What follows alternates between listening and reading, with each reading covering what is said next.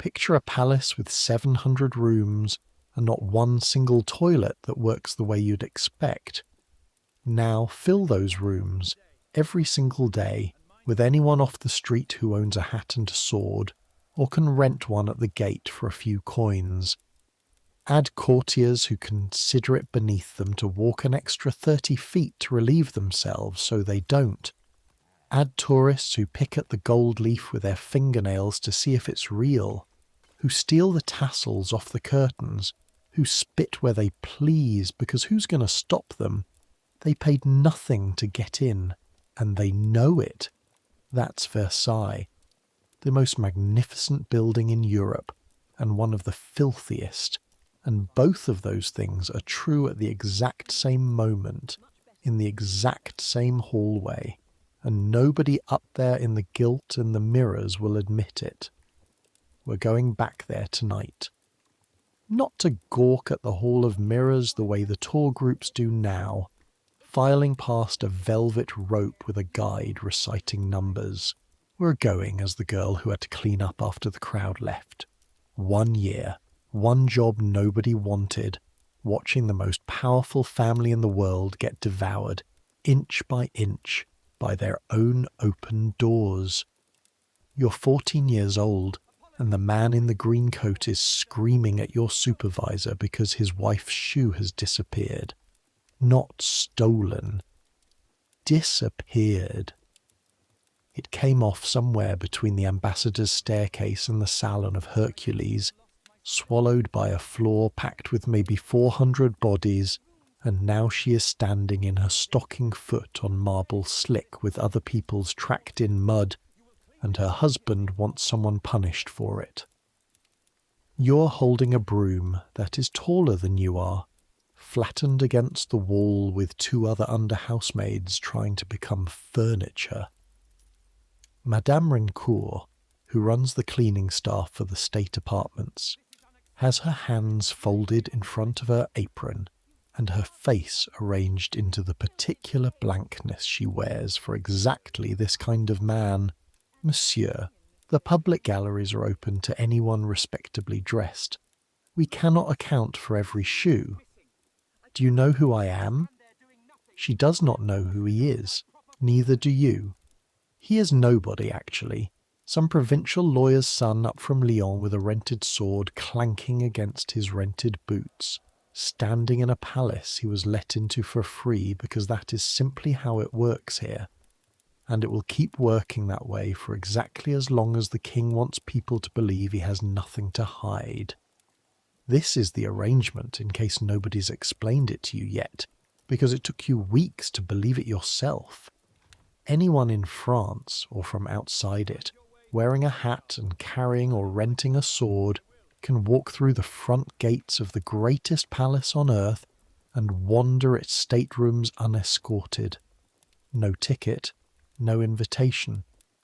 You could be a duke or a fishmonger's apprentice with a borrowed coat, and the guards at the gate are instructed not to look too closely at the difference. Some mornings there are grand carriages lined up at the Cour Royale. Other mornings there are farmers who walked from villages 2 days off, come to see if the stories about the mirrors are true. They are true. That's the trouble. The shoe never turns up. The wife eventually accepts a spare pair of wooden pattens from a footman just to get her back across the courtyard without cutting her feet on the gravel, and the husband storms off still furious, and Madame Rencourt turns to you and the other girls the second the green coat is out of sight and says, in a voice gone suddenly tired, "Sweep it again before the 2 o'clock crowd, all of it, corner to corner. You already swept it twice this morning. By 6 tonight you will have swept it 4 more times, and it will look exactly the same as it did at dawn, because a palace built for a king does not stay clean when 8,000 strangers walk through it in a single day, and no one has yet built a broom that can fix that. Your name is Margot Vasseur. You are the daughter of a locksmith in the town of Versailles. A 5-minute walk from the palace gates that has grown up entirely around the business of feeding, dressing, arming, and cleaning up after the court. Your father fits new locks to the doors of the noble apartments when the old ones wear out from being slammed by servants running errands nobody has time for. Your mother takes in mending. You've been working inside the palace itself for 8 months now, hired on as an under housemaid in the department that keeps the public state apartments presentable, which is a job that did not exist 100 years ago, because 100 years ago the public wasn't allowed this far in. Now they are allowed everywhere except the private rooms, and the private rooms leak public visitors more often than anyone upstairs would like to admit.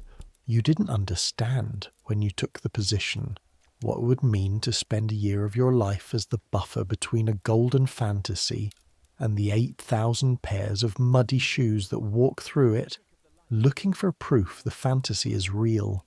You understand now.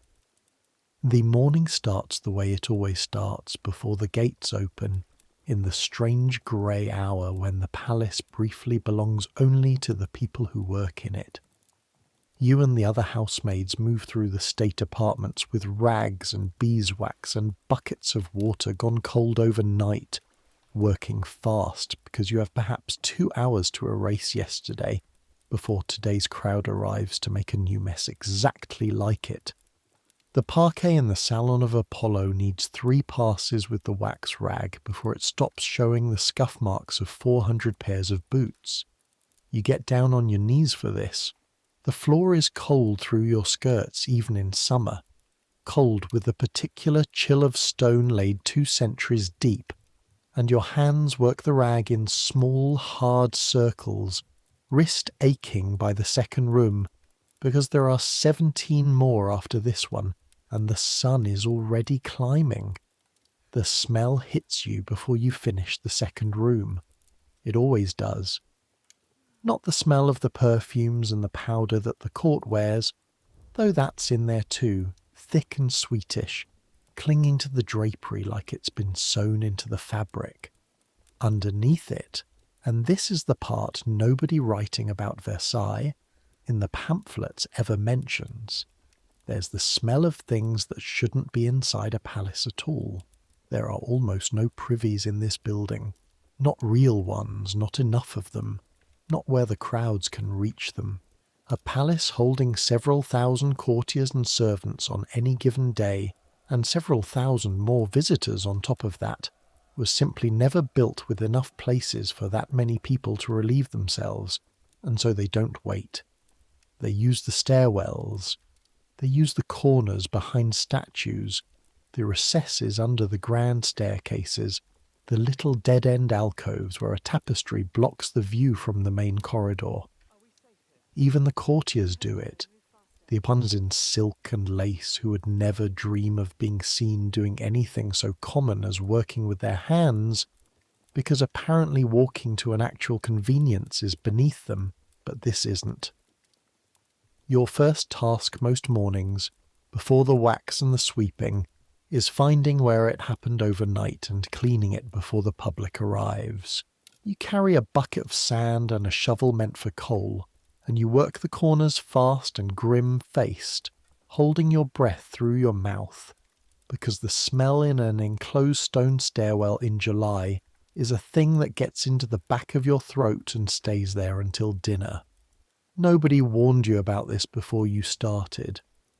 You'd imagined, like every other girl in the town of Versailles who dreams about working inside those gates, that the job would mean touching silk and breathing perfume and maybe once glimpsing the Queen's face up close.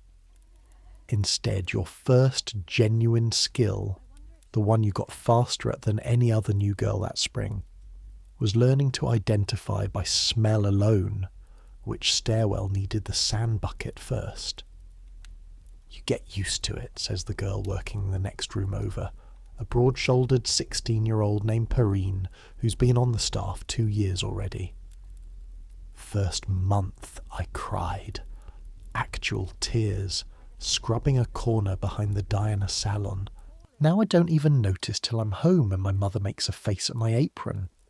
How do you not notice?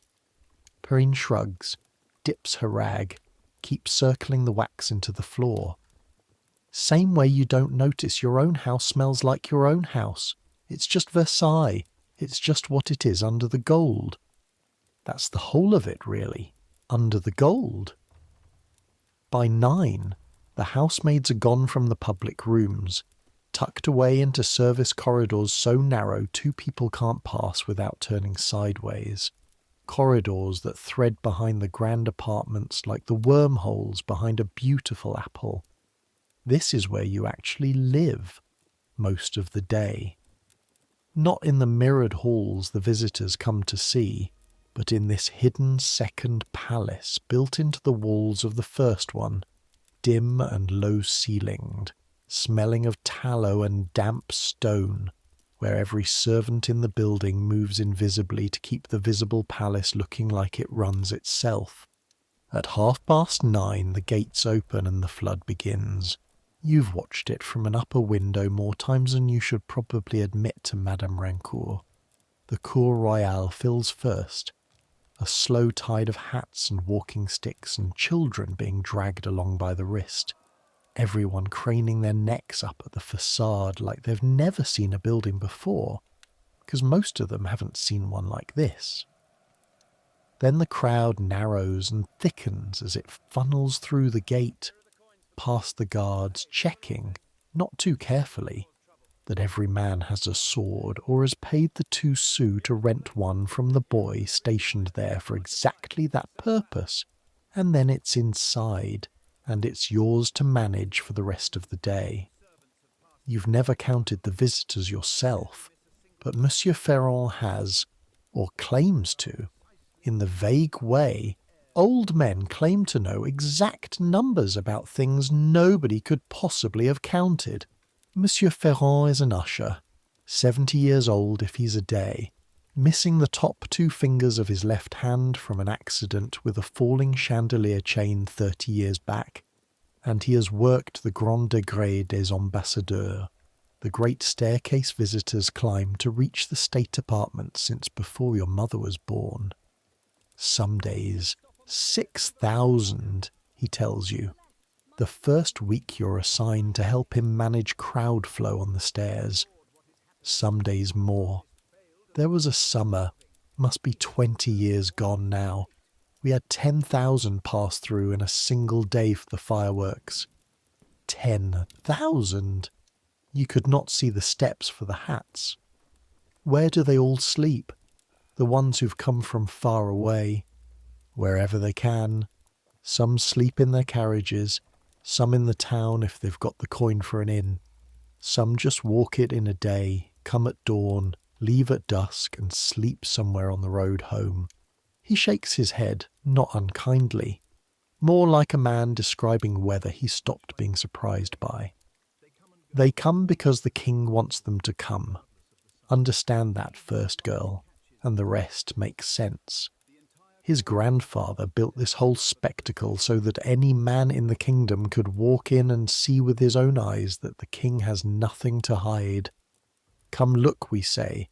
Come see how he lives, how he eats, how his own servants dress him in the morning. There is no secret room. There is no plot against you. Come and look. And do they believe it when they see it? Ferrand's face does something complicated. They believe what they came to believe. Some leave more loyal than when they arrived, having seen a king who looks up close, like an ordinary tired man eating his supper in front of strangers. Others leave angrier. They see the gold on the ceiling, and they go home to a house with a dirt floor, and the gold doesn't comfort them the way it's meant to. A pause. It's a dangerous game, showing people everything. Sooner or later somebody looks too closely and doesn't like what the gold is sitting on top of. You don't understand that first week what he means by that. You will. You got this job the way most Versailles children get their jobs. which is to say your mother knew a woman who knew a woman. Madame Rancourt's own aunt had once bought a lock from your father and remembered it fondly enough 7 years on to mention to her niece that the locksmith's girl was reliable and had steady hands and didn't faint at unpleasant smells, which turned out to be only partly true but was close enough to get you the interview. You remember standing in the servants' entrance that first morning in your one good dress, twisting your fingers into the fabric of your apron while Madame Rancourt looked you over, the way a woman examines a horse she's thinking of buying, checking your hands for calluses, your teeth, the state of your hair, before finally asking the only question that seemed to matter. Can you kneel on stone for 3 hours without complaining about it? You said yes. You had at that point no real idea what you were agreeing to. The first week nearly broke you, though you'd have died before admitting it to anyone at home. Your knees bruised purple within 2 days from the marble floors, bruises that would become, by midsummer, a permanent yellow-green shadow you stopped even noticing. Your hands blistered from the wax rag before they calloused. You went home each evening so tired you fell asleep some nights still sitting upright at the supper table, your mother having to shake you gently by the shoulder to get you up to bed.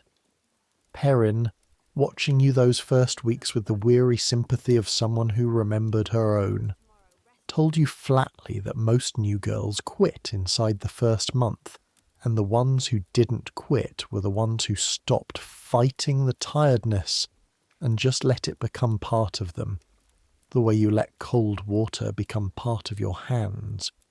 You didn't quit. You're still not entirely sure why, except that some stubborn part of you refused to let a palace beat you, even one this size, even one with 700 rooms, all of them somehow needing you specifically to be clean by 9:30. The Grand Couvert, once you'd worked it a dozen times, revealed itself to have its own hidden mechanics, the way everything in this building did once you looked closely enough.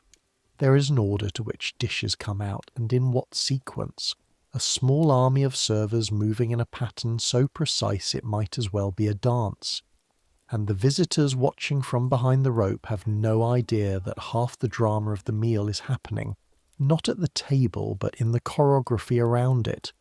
Footmen passing dishes hand to hand down a chain that stretches back through 3 separate rooms to a kitchen situated, absurdly, distantly enough from the king's table that a hot dish is stone-cold gravy by the time it reaches him.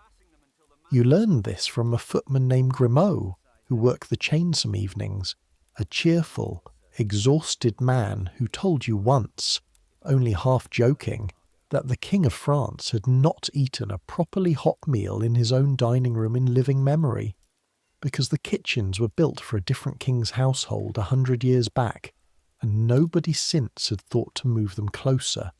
Imagine that, Grimaud said, resting for a moment against the corridor wall with an empty tureen balanced on his hip. All this gold, and he eats cold soup same as any of us.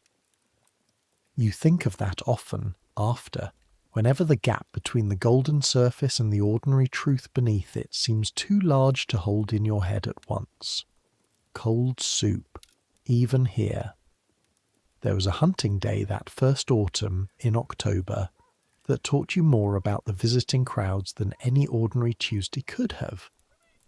The king rode out from the palace that morning with his party, hounds and horses and gentlemen in fine coats, off into the forest beyond the park, and word of it had somehow reached every inn and village for a day's ride around, because a royal hunt draws its own crowd, separate from the usual tourist tide, hoping for a glimpse of the king on horseback rather than the king at table. The Cour Royale that morning was more crowded than you'd ever seen it, packed with people who had clearly walked through the night to be here for the departure.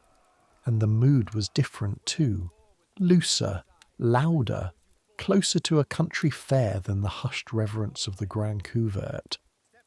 Vendors you'd never seen before appeared at the edges of the crowd almost overnight, selling meat pies and ribbons and small printed sheets with woodcuts of the king's own hunting hounds. And you spent that whole morning not cleaning floors at all, but standing at the edge of the courtyard with Ferrand, watching for the particular kind of trouble a crowd this size and this excited tends to produce. It produced plenty. A cut-purse working the press near the gate, caught by Ferrand's quick eye, and quietly walked off before he had lifted a single coin. A fight between two men arguing over whose family had a better view of the departing riders, broken up by guards before it drew blood. A woman fainted dead away in the crush, and you and Perrine together hauled her out of the crowd's edge and gave her water, and fanned her with your own apron until colour came back into her face, while the crowd around her barely noticed, all eyes fixed on the gates where the hunting party would soon emerge. When the king finally rode out, mounted in hunting green rather than court silk, the roar that went up from the crowd was unlike anything you'd heard at the grand couvert, a genuine wild cheer, hats thrown in the air, children lifted onto shoulders to see.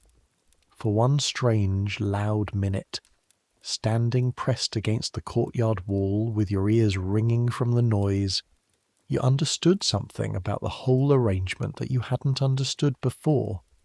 They didn't only come to gawk. Some of them, a good many of them, actually loved him, or loved the idea of him, the way you might love a story you'd been told your whole life without ever quite believing you'd see it walk past in the flesh. Remember that noise, Ferrand told you afterward, once the crowd had thinned and the courtyard was littered with dropped ribbons and trampled meat pies for you to sweep.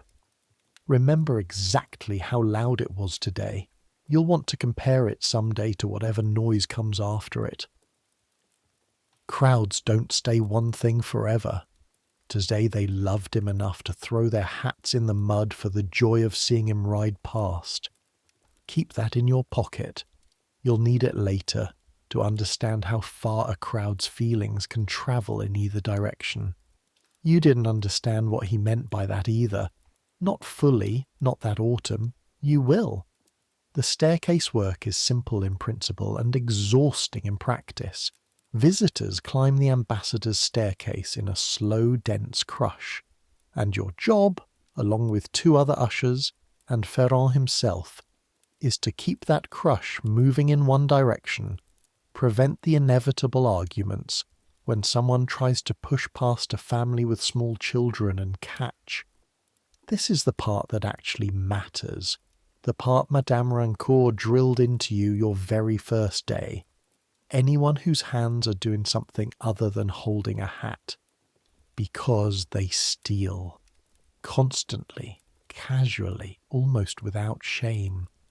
A tassel snipped off a curtain cord with a small pair of scissors kept for exactly that purpose. A sliver of gilded moulding worked loose with a fingernail over the course of an idle 5 minutes, pocketed as a souvenir nobody will ever be able to prove came from here specifically. Wax candles, half burned, lifted from the sconces the moment a footman's back is turned, because candles are expensive and a palace burns through thousands of them a week, and who's going to miss a few?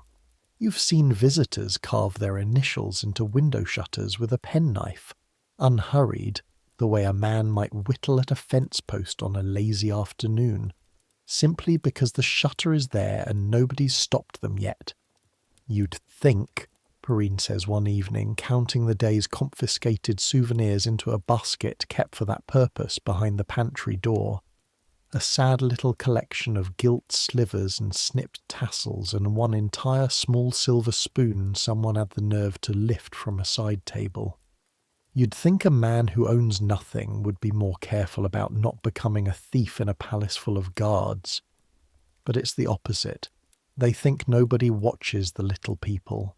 They're not wrong most days. By midday, the public rooms are packed tight enough that you can smell the crowd itself. a solid animal warmth of wool and sweat, and unwashed hair pressed together in June heat, rising off several hundred bodies in a room built for elegant conversation between 40. The windows don't open far enough to matter. The mirrors that make the Hall of Mirrors so famous, that are meant to multiply candlelight into something like daylight at midnight, do something else entirely at 2 in the afternoon in high summer. They trap the heat, throw it back and forth between 357 panes of glass, until the whole gallery feels like the inside of an oven left slightly ajar. You've fainted once, in your second month, from the heat and the smell together, folding quietly against a wall in a corner of the Peace Salon, while a crowd of visitors stepped around you without much interest, assuming you were simply another exhausted tourist rather than staff. Perrin found you and dragged you into the service corridor, slapped your cheeks gently until your eyes focused, and told you, not unkindly, that this happens to every new girl at least once, and the trick is learning to drink water before your shift even if you don't feel thirsty yet. Your body doesn't know it's thirsty till it's too late to fix, she said. Same with everything else here. You don't feel how tired you are till you're already on the floor. The true spectacle of the day, the reason half the visitors have come at all, happens at 1 o'clock when the king sits down to eat in front of anyone who cares to watch. It is called the Grand Couvert, and the first time you're posted to help manage the crowd for it, you genuinely do not believe what you're being asked to do until you're standing there watching it happen. The king, and often the queen beside him, sit at a small table set up in a room open to the public, and eats an entire meal, course by course, while several hundred strangers stand pressed shoulder to shoulder in a roped-off section of the same room watching him do it, watching him chew, watching him wipe his mouth, watching him, on a bad day, look faintly bored by his own dinner, while a room full of farmers and merchants and lawyers' sons hold their breath like they're witnessing a miracle. Nobody speaks above a murmur during the Grand Couvert. That much, at least, the crowd manages on its own, some instinct toward reverence overriding the general chaos of the rest of the palace. But everything else about it is exactly as strange as it sounds. Footmen move around the king in a slow, elaborate choreography, presenting dishes, removing dishes, pouring wine, and the whole time, a rope's width away, strangers crane on tiptoe to see what the most powerful man in the kingdom does with a spoon. You're posted near the rope one afternoon in your 4th month, meant to watch for pickpockets working the packed crowd rather than to watch the king eat, though you can't help but glance over during the quiet stretches. He is younger than you'd pictured, heavier than the portraits suggest, and there is something in the set of his shoulders that you will only understand months later, once you've seen enough of these dinners to recognize it. He does not enjoy this. He eats mechanically, correctly, the way a man eats when he knows he's being watched and has simply stopped fighting the fact of it. The Queen, seated beside him on the day she attends, has developed her own version of the same mechanical politeness, a small fixed smile that doesn't reach anywhere near her eyes, aimed generally at the middle distance so that no single face in the crowd can claim to have been looked at. Beside you, a woman in a plain wool cloak, clearly come a long way to be here, whispers to her husband, awestruck. He looks just like a person. Her husband, less awestruck, mutters back, "He is a person. That's rather the point, isn't it?" You think about that exchange more than you mean to in the weeks after. He looks just like a person. As if the alternative had genuinely seemed possible to her, as if some part of her had expected a king to look like something else, something not quite human, and the disappointment or the relief of discovering otherwise was the whole reason for the journey. Your own hands, meanwhile, are working the crowd the way Ferron taught you. Light touch on a shoulder to redirect a pusher, a firm word to a man craning too far over the rope, eyes constantly scanning wrists and hands rather than faces, because that's where the theft happens. In a crowd this dense and this distracted, half a dozen purses lost to nimble fingers before the king's even finished his soup. The grand couvert has its own particular sounds. Once you've stood beside that rope enough times to stop watching only the king and start listening to the room around him instead. The clink of silver against porcelain, small and precise, carrying strangely far in a room gone hushed. The soft shuffle and creak of several hundred pairs of shoes shifting weight on marble, a crowd trying and mostly failing to stand perfectly still for the better part of an hour. A child's whisper, too loud despite a parent's hushing hand, asking why the king doesn't just eat faster. The particular texture of held breath, some hundreds of lungs all drawing shallow at once whenever a new dish is carried in, as though the arrival of soup might reveal something none of them had expected to see. Your own hands, standing that duty, develop their own private catalogue of the crowd's tells. The way a pickpocket's fingers move differently from an ordinary visitor's, quicker, lighter, deliberately aimless, in a way that honest curiosity never quite manages. The particular stillness of someone about to faint, a stillness that comes just before the swaying starts, which you learn to catch and act on before the swaying itself gives the game away. The restless energy of a child about to bolt from a parent's grip toward the rope for a closer look, visible in the small muscles of a leg a full 2 seconds before the actual bolt. You catch one yourself that 4th month, a wiry young man in a decent enough coat, working 2 fingers into the reticule of a woman standing wrapped at the rope, and you do exactly what Ferron told you to do, which is not shout, not cause a scene that might disturb the king's dinner, but simply step in close. Put your hand firmly over the young man's wrist and say quietly, "Not here, not today. Walk away now, and nothing happens to you." He goes white, then furious, then, weighing the 2 against the presence of 2 liveried guards near the door, simply walks away, fast without looking back. The woman never even notices how close she came. You feel, for the rest of that afternoon, unreasonably proud of yourself, a small hard glow of competence that surprises you with how good it feels. First catch, Ferron says that evening when you tell him about it, and there's something almost like warmth in his weathered old face. Good. You've got the eye for it now. Some girls never do. They watch the king the whole shift and never see a thing happening 6 inches from their own elbow. Why do people bother stealing from other visitors? They came to see a king, not to rob a stranger. Ferron's laugh is short and dry. Some people would rob their own mother at a funeral if the crowd was thick enough to hide it in. You'll learn, working this staircase long enough, that a crowd doesn't make people better than they are. It just makes it easier to be exactly what they already were and harder for anyone to notice. Your own family's rooms above your father's locksmith shop 5 minutes from the palace gates feel almost impossibly small and quiet after a day inside those 700 rooms.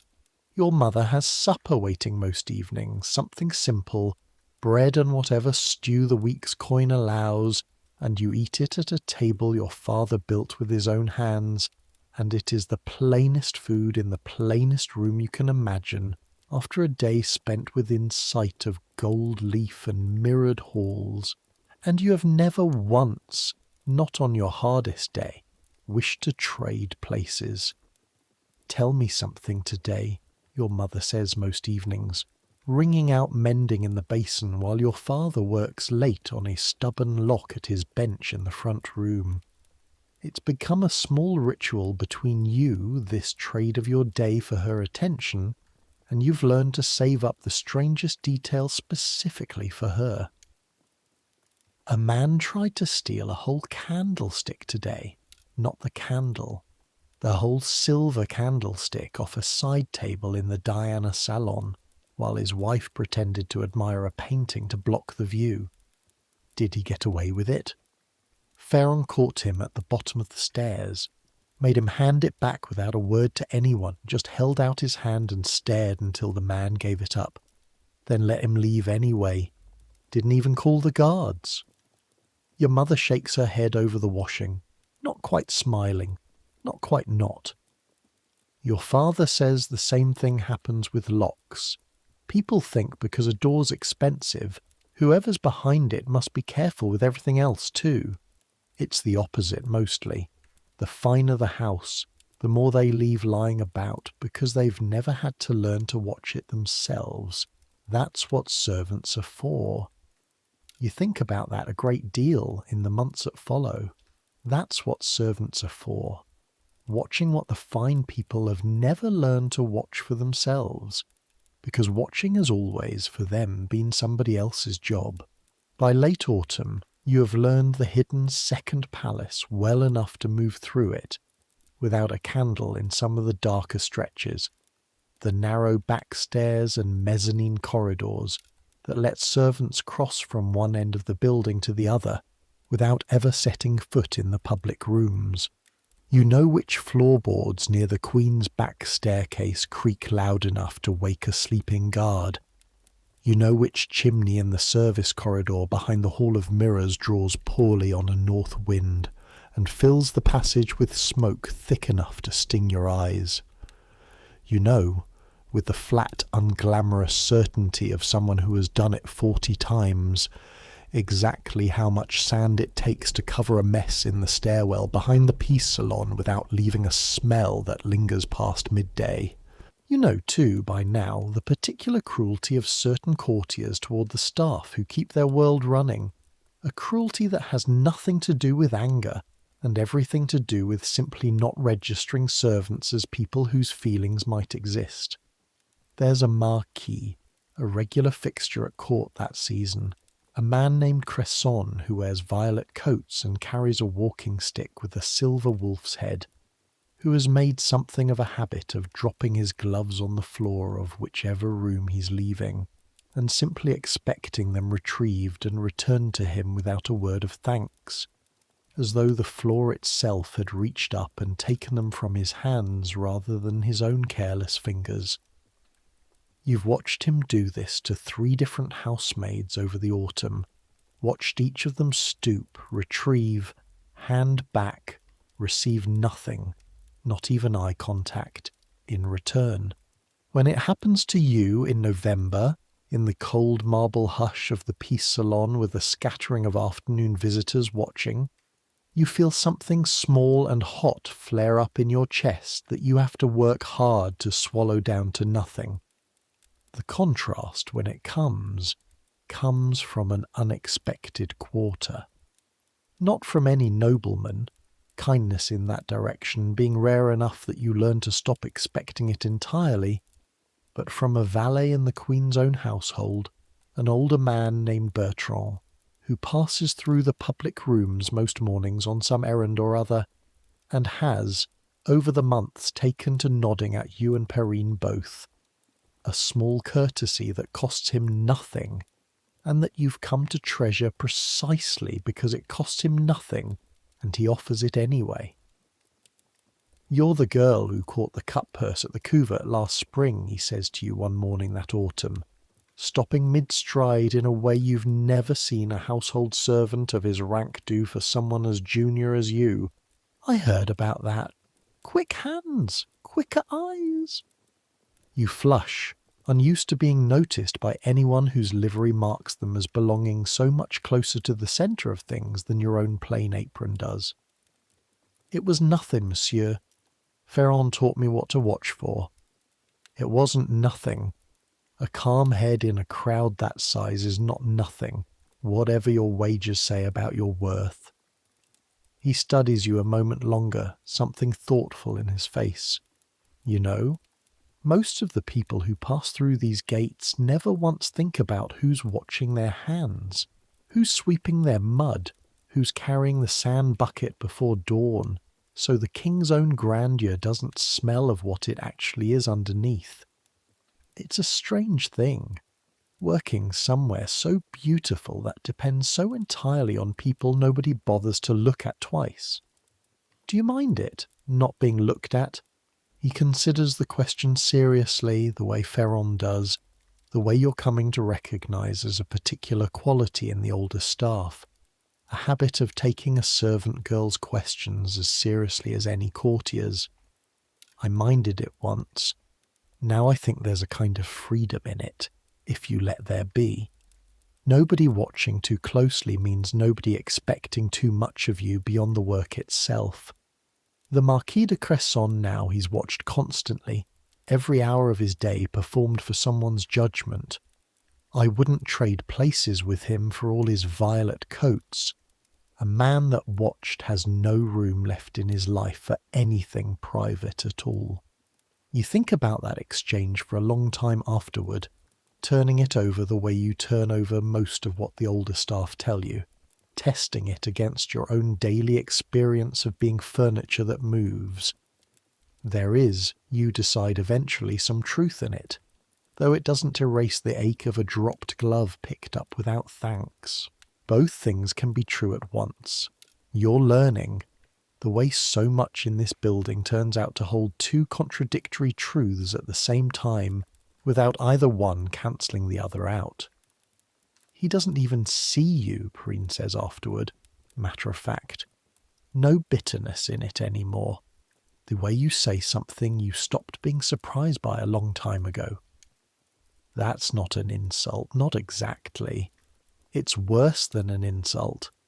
An insult means he thought about you long enough to decide you deserved one.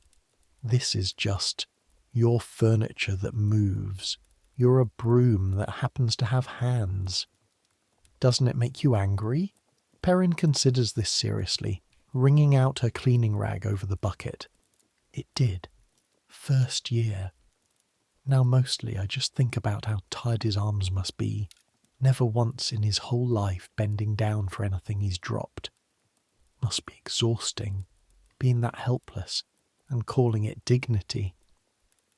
You laugh, despite yourself, and something in your chest loosens. There is a particular small object, that first autumn, that teaches you more about the palace's hidden economy than a month of sweeping ever could.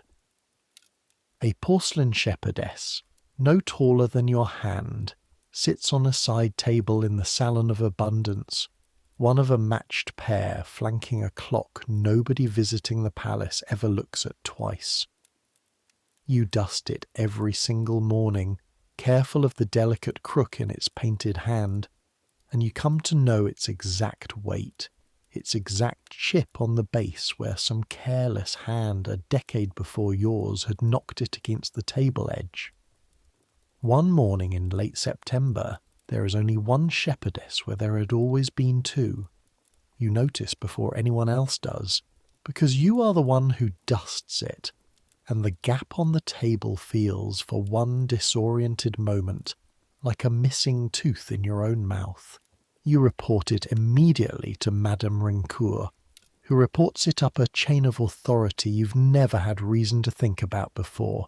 Footmen and under-stewards, and finally, apparently, someone in the bâtiment office responsible for the inventory of the palace's contents. A vast invisible ledger somewhere that tracks every object in every room, though clearly not closely enough. Nothing comes of it. No visitor is caught. No guard remembers anything unusual. The single remaining shepherdess sits lonely on her table for a week before someone from the same invisible office quietly replaces her with an unmatched substitute, close enough in size and colour that most visitors would never notice the difference. And you are the only person in the building who still sees, every single morning for the rest of the year, that the new one's painted eyes are a slightly wrong shade of blue. That's the real secret of this place, Perrine tells you, when you mention how strange it feels, being the only one who remembers. Everything gets replaced eventually. Chairs, curtains, shepherdesses, us. Someone will train a new girl to dust that shelf long after you and I are both gone, and she'll never know there used to be 2 shepherdesses instead of 1, and it won't matter to her at all, because she never knew the first one. The palace forgets faster than any of us do. That's how it stays beautiful. It doesn't remember what it's lost. You think about that for a long time afterward, dusting the mismatched pair each morning, the true one and the near true one, and you begin noticing, once you're looking for it, how much of the palace's grandeur depends on exactly that kind of forgetting. A tapestry with a water stain turned discreetly to face the wall during repairs, a whole wing closed for months at a time, visitors quietly redirected, while workmen replace rotted floor joists that the golden ceiling above gives no hint of needing. The palace performs permanence, unchanging and eternal, while underneath that performance it is constantly, secretly, being patched and propped and replaced, piece by piece, same as any other building that people actually live and work inside. There is a woman on the housemaid staff, older than Perrine, older even than some of the footmen, named Odile, who has worked the state apartments long enough to remember 3 different sets of curtains in the Hall of Mirrors, and who becomes, over that first autumn, something like a second teacher to you alongside Ferrand. Odile's hands are permanently stained faint yellow from decades of beeswax, and she moves through the public rooms with an economy of motion that makes your own work look clumsy by comparison, never wasting a step, never bending twice for something she could have reached the first time. "You're doing too much with your shoulders," she tells you one afternoon, watching you struggle to work wax into a stubborn scuff mark near the base of a console table. "Let your whole arm do it, not just your wrist. Your wrist will be useless by 30 if you keep working it like that." Look. She takes the rag from your hand and shows you slow, deliberate circles from the shoulder, the whole arm swinging loose and easy rather than clenched tight at the wrist. There. Now you'll still have hands worth having when you're my age. You practice it for weeks until it becomes automatic, and you think of Odile every single time you catch yourself, years later, working a cloth in easy circles from the shoulder rather than the wrist, a small inherited kindness passed down through nothing more than the shape of a movement. There are smaller kindnesses too that first autumn, easy to overlook against the larger dramas of shoes lost and gloves dropped and porcelain shepherdesses gone missing. But you find, looking back, that they're the ones you remember most clearly. A footman named Grimaud slipping you a heel of bread still warm from the kitchen on a morning you'd left home too rushed to eat. Perrine covering your section without being asked the single week your mother took ill and you needed to leave early 3 days running to help nurse her. Madame Rancourt, whose face you'd have sworn was incapable of anything softer than tired disapproval, quietly excusing you from the coldest, wettest corridor duty for a full month after your fever, without once mentioning why, as though the kindness only counted if neither of you acknowledged it aloud. You give what you can back in the same currency, the only currency any of you have much of down here. Small, unremarked acts that cost you something and ask for nothing in return. You teach Solange, years later, the exact same trick with the wax rag Odile taught you, arm from the shoulder rather than the wrist. You cover for a tired footman's missed errand without mentioning it to anyone who'd think less of him for it. You learn, over that whole first year, that the gold above and the tenderness below run on entirely separate accounts, and that the second one, quieter and unrecorded anywhere in any batament's ledger, is the one that actually keeps several thousand exhausted people showing up to work in this building every single morning of their lives. Odile also teaches you in fragments over that autumn the unspoken rules of the servants' world that run parallel to the visible court above it, a whole second society with its own hierarchies and grudges and alliances that the visitors filing through the staterooms never suspect exists. Which footman can be trusted to cover for you if you're late? Which understewards will report the smallest infraction straight to Madame Rincourt out of pure spite?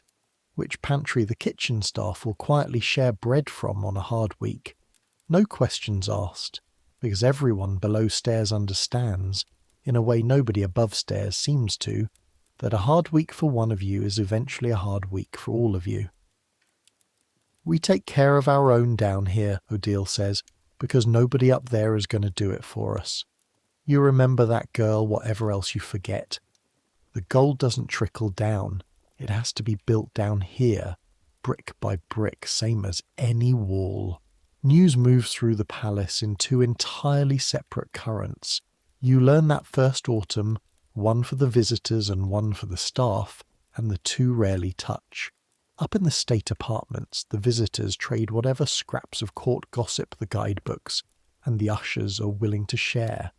Mostly harmless, mostly outdated by weeks or months. The same well-worn stories about the building of the Hall of Mirrors or the king's grandfather's famous mistresses repeated to every fresh crowd, as though newly discovered each time. Below stairs, in the hidden second palace, the news runs faster, rawer, and considerably closer to true. Every household in the building, from the scullery to the stables, seems to have some thread connecting it to some other servant somewhere closer to the actual centre of things. A lady's maid who overheard an argument through a door not quite closed. A footman who carried a message he wasn't supposed to read but did anyway. A groom who heard something from a coachman who'd just come from Paris, with news 3 days fresher than anything printed in the gazettes. By the time a piece of information reaches you, scrubbing floors in the public galleries, it has already passed through 4 or 5 pairs of hands, each one adding its own small gloss or correction, so that what you finally hear bears roughly the same relationship to the original truth that a well-worn coin bears to the mint that first struck it. Recognizable, still valuable, but softened at every edge from the handling. The servants' hall at supper is where most of this trading happens. A long low room behind the kitchens where staff from every department eat together at odd hours, dictated by whichever shift they're coming off, and you learn quickly that a seat at that table is worth more for the conversation than the food. It's there you first hear, weeks before any visitor upstairs would know to ask about it, that the Queen has quarrelled badly with one of her ladies. It's there you first hear, that same autumn, rumblings about the state of the grain harvest from a groom whose brother farms land 2 days' ride from Versailles. Rumblings that mean nothing much to you yet, in October, but that you'll remember with a cold jolt of recognition come the following spring. Half of what you hear in that room is wrong, Odile warns you. Your first week eating there, watching you drink in every word of a footman's breathless account of some argument in the royal apartments. Wrong in the details anyway, but it's rarely wrong about the shape of things. If 3 separate people from 3 separate households are all saying the same worried thing in the same week, even if none of them have the particulars quite right, that worry is usually pointing at something real underneath it. Learn to hear the shape of a rumour, not just its details. and you'll understand this palace better than half the courtiers who actually live in it. You take her advice to heart, and it serves you well over the year that follows, learning to sift the servants' hall gossip for its underlying shape rather than its exact words, a skill that will matter more than you can yet imagine, come the spring, when the shape of the worry passing hand to hand through that low back room turns out to have been entirely, terribly accurate. There is one visitor, that November, who breaks the pattern in a way you don't expect. An old man, plainly but decently dressed, travels alone with a walking stick of his own, unremarkable in the crowd except that he moves slower than most, pausing at things others rush past. You find him standing before a small, unglamorous painting tucked into a corner of one of the lesser salons, a scene of ordinary market women at their stalls, the kind of canvas nobody in a hurry to see mirrors and chandeliers ever stops for. You like this one? You ask before you can stop yourself, breaking a rule you know perfectly well about not initiating conversation with visitors. He turns unoffended, something pleased in his weathered face at being noticed at all. I like it better than half the gold in this building, if I'm honest. There's more truth in it. Look at her hands. He points without touching at one of the painted market women. The artist bothered to paint her hands like they'd actually worked, chapped, reddened. Most painters up here paint hands like they've never held anything heavier than a fan. You look at your own hands, chapped from beeswax and cold water and the endless friction of the rag, and say nothing, but something passes between you and the old stranger anyway. Some small flicker of being seen that you carry with you for the rest of the week. You work here, he says, not a question. Since the spring. Do you like it? You consider lying, the way you might to a visitor who seemed the type to report a complaint. Instead, for reasons you can't entirely explain, you tell him the truth. Some days I think this whole building is a very beautiful lie that somebody has to keep cleaning up after. He laughs, a short, surprised bark of a laugh, and studies you with new interest. That, young lady, is the most honest sentence anyone has said to me in this entire palace, and I include the guides who are paid to talk. He tips his hat to you before he moves on, unhurried, toward the next room, and you never learn his name, but you think of him often afterward. Whenever the work feels like it's grinding you down to nothing, someone out there noticed the hands. Winter brings its own particular miseries to the work. The state apartments, built for spectacle rather than comfort, hold the cold the way stone always holds cold, and the crowds thin but never vanish entirely. Hardy visitors bundled in their warmest coats still coming to see the palace, even with their breath fogging in the unheated galleries. Your own hands crack and split at the knuckles from the endless cold water of the morning cleaning, and you take to wrapping them in strips of wool cloth under your work gloves, a trick Perrin taught you, though it does little enough against water that's been sitting in an unheated bucket overnight.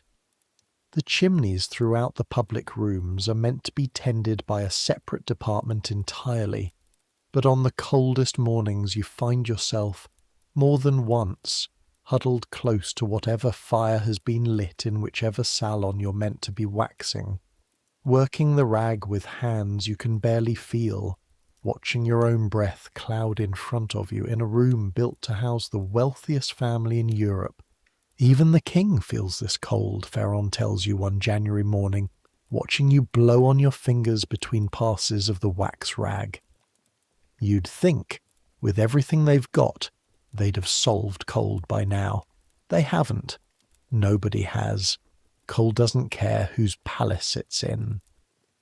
There's a strange comfort in that thought, you find, huddled in a public salon at dawn with cracked knuckles and frozen breath, that somewhere above you, behind doors you'll never see the other side of, A king who eats his dinner in front of thousands of strangers every week is, at this exact moment, also cold, in a building that gold apparently cannot warm. There is a particular kind of exhaustion that only settles into you in January, once the novelty of the cold has worn off, and there's nothing left but the cold itself, day after day, week after week.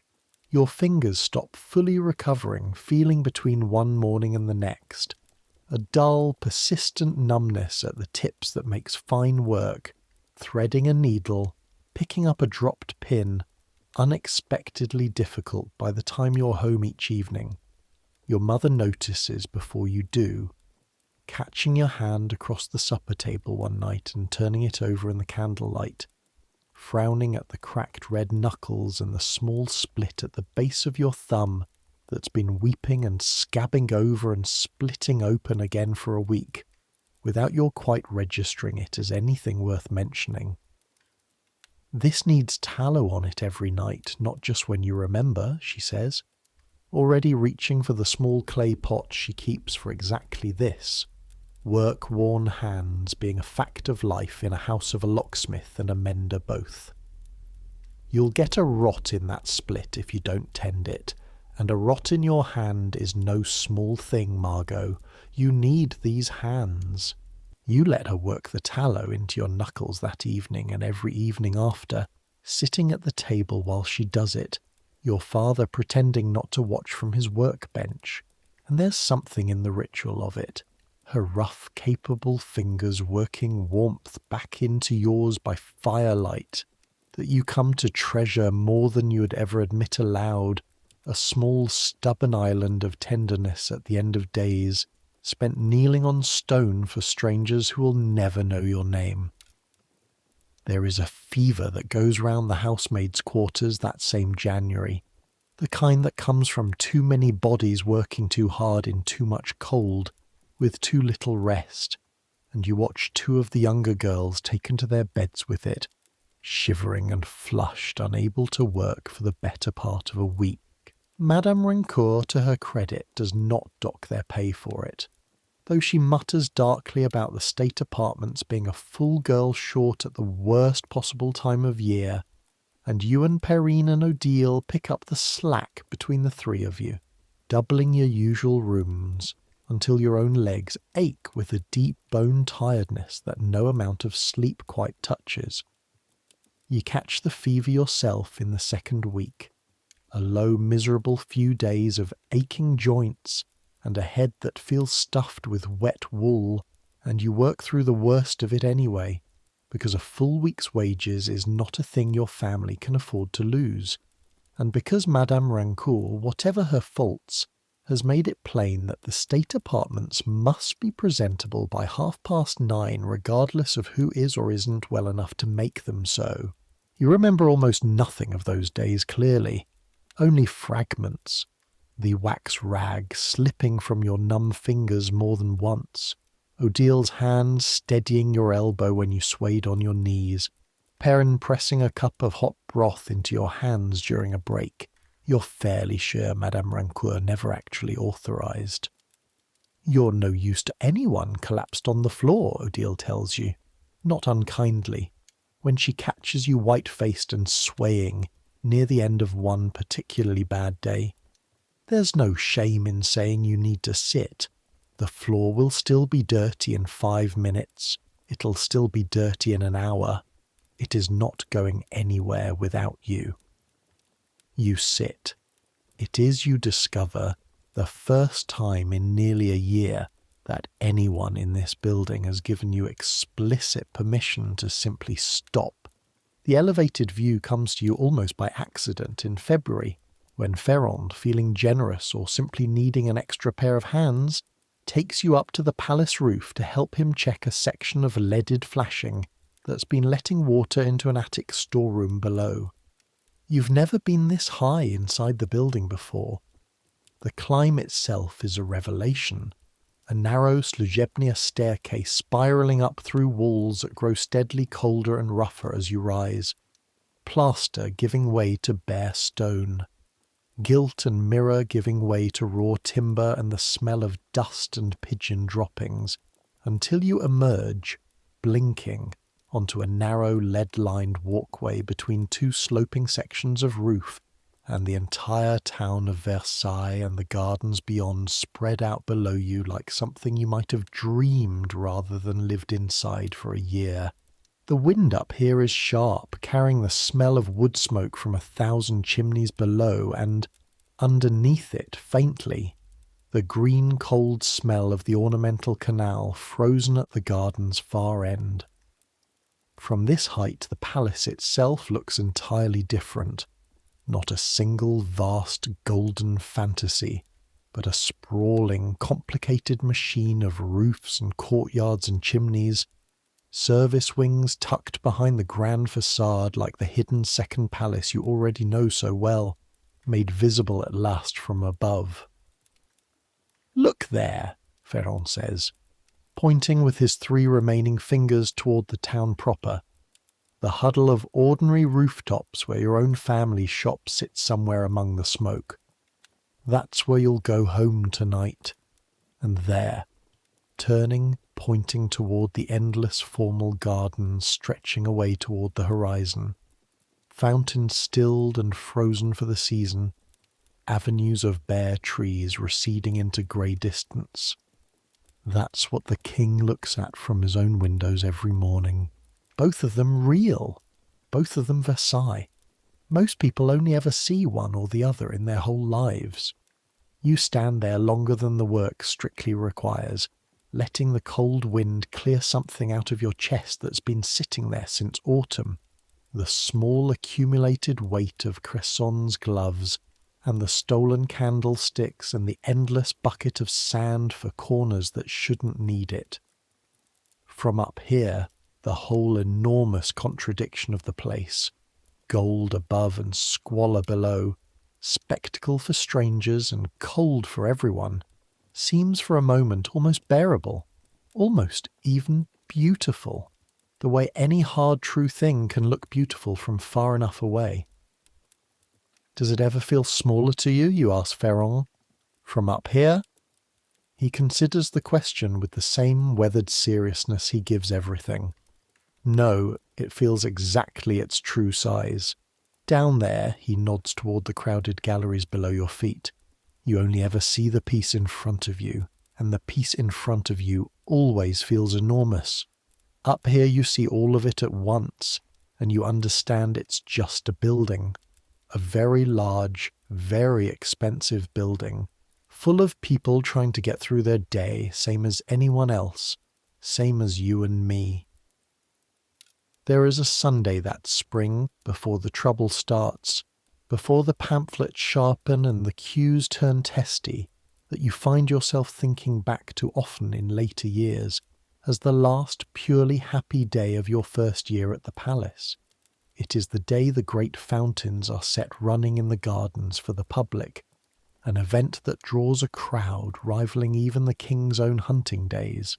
Farmers and townsfolk and whole families come from every direction to watch water leap and fall in patterns no ordinary village, well or river could ever produce.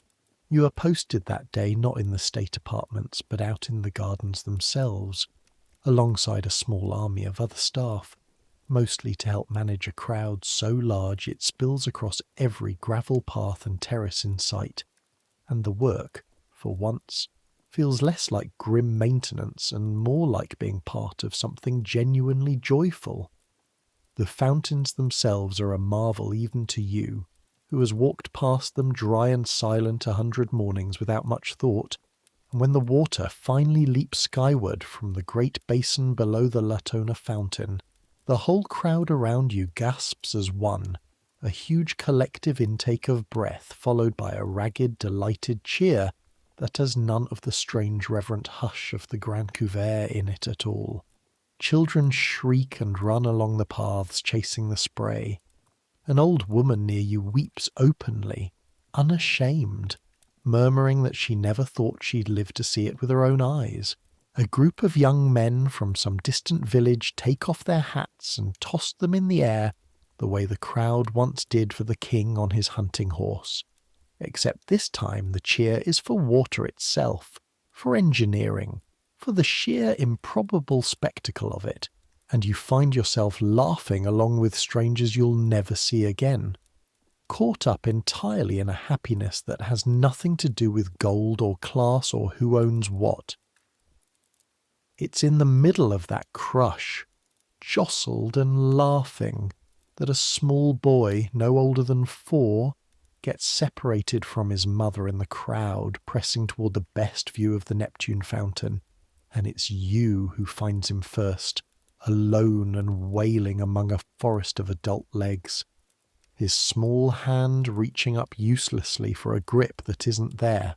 You scoop him up without thinking, the way you might scoop up a dropped basket, settle him on your hip the way you've watched your own mother do 100 times with neighbours' children, and push through the crowd, calling out over the noise for anyone missing a boy this size, this coat, this particular shade of terrified, red-faced crying. It takes the better part of 10 minutes, the child's small fists twisted tight in the fabric of your collar the whole time, before a woman comes shoving through the press with her own face white and streaked with tears, and the reunion, when it comes, is loud and clumsy and entirely unself-conscious, the mother sobbing into her son's hair, while a small crowd of strangers around you applauds as though you've performed a magic trick rather than simply held a frightened child for 10 minutes. "Thank you," the mother says to you over and over, gripping your free hand in both of hers. And you feel, for the length of that moment, something you rarely feel in the grand golden rooms upstairs. Genuinely, uncomplicatedly useful. Not to a king or a marquis or an inventory ledger somewhere in the bâtiment's office, but to one frightened mother and one small boy who will grow up, you imagine, never remembering this day at all while you remember it, decades later, as clearly as anything that happened in that whole extraordinary year.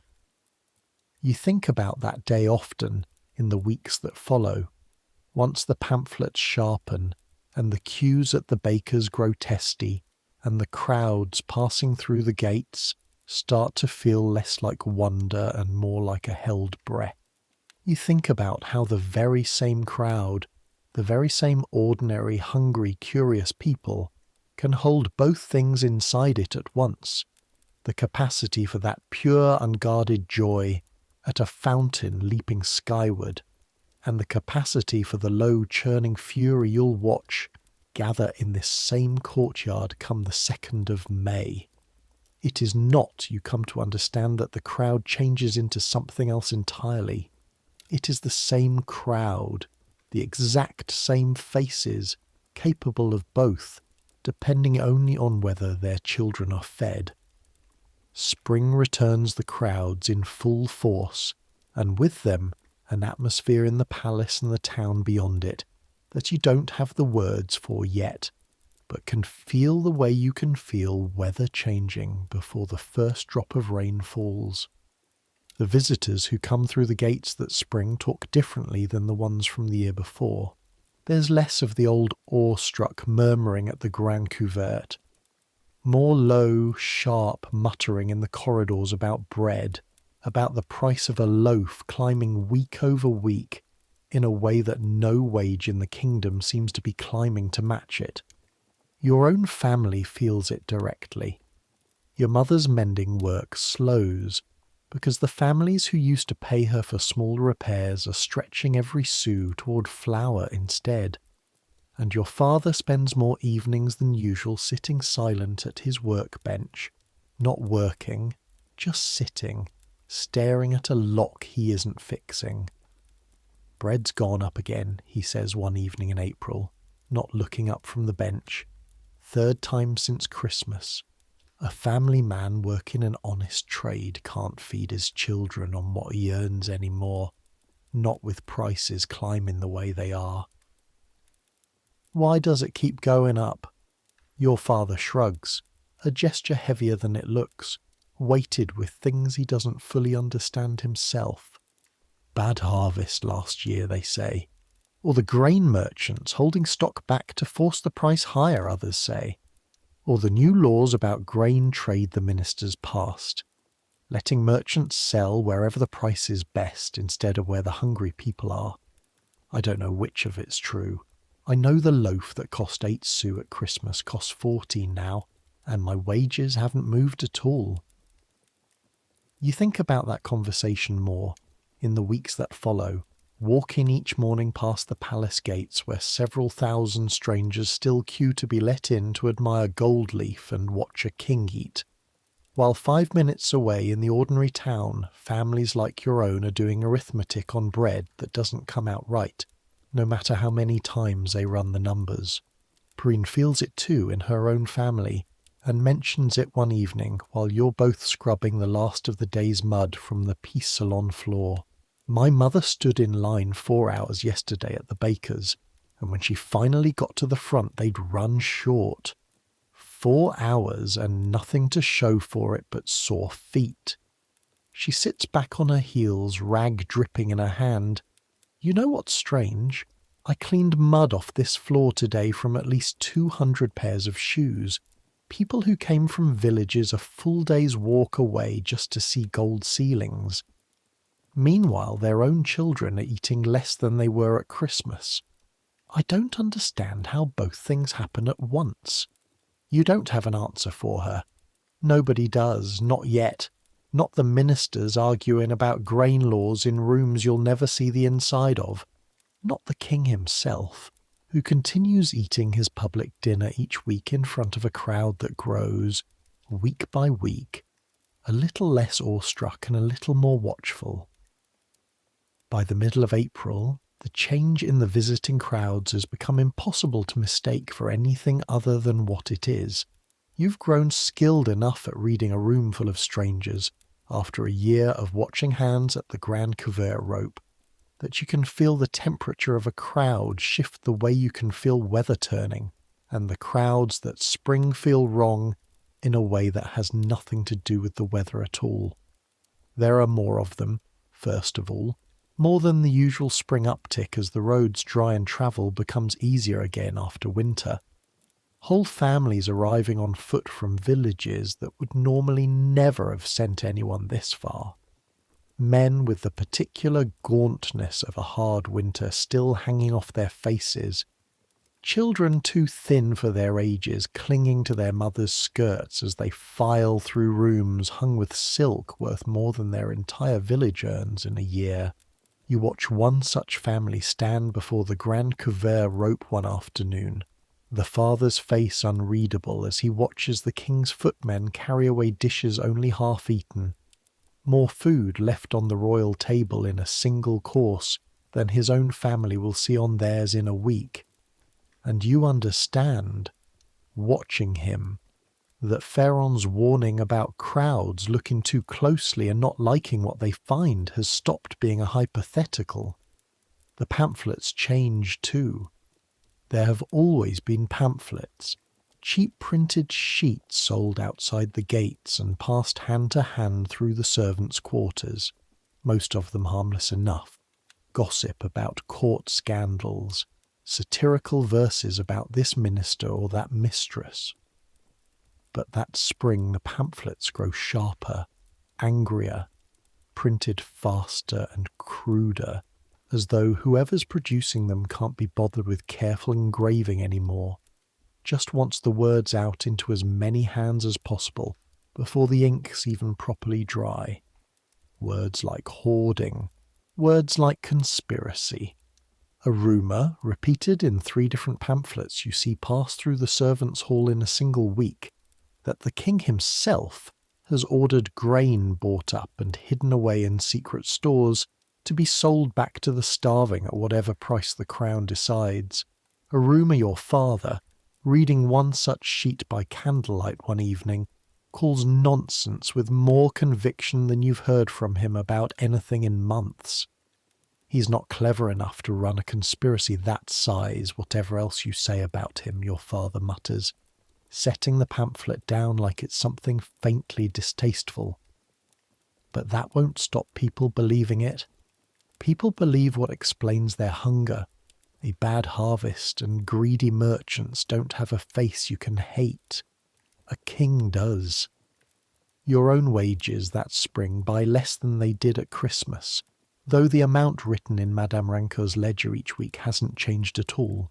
The baker 2 streets from your family's shop has raised his prices 4 times since the new year, and the queue outside his door each morning stretches longer and grows testier with each rise.